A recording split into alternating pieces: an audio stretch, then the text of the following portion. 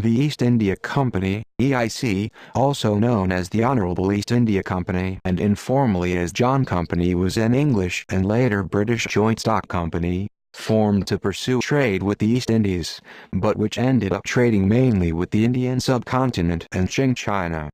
Originally chartered as the Governor and Company of Merchants of London trading into the East Indies, the company rose to account for half of the world's trade, particularly trade in basic commodities that included cotton, silk, indigo dye, salt, saltpeter, tea and opium. The company also ruled the beginnings of the British Empire in India. The first major chartered joint stock company was the Muscovy Company, chartered in 1555 as an English trading company. It had a monopoly on trade between England and Muscovy until 1698, and survived as a trading company until the Russian Revolution of 1917. It was, however, eclipsed by the one that came to be called the Company.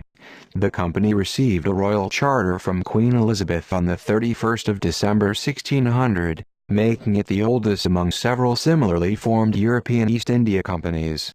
Wealthy merchants and aristocrats owned the company's shares. The government owned no shares and had only indirect control. The company eventually came to rule large areas of India with its own private armies, exercising military power and assuming administrative functions.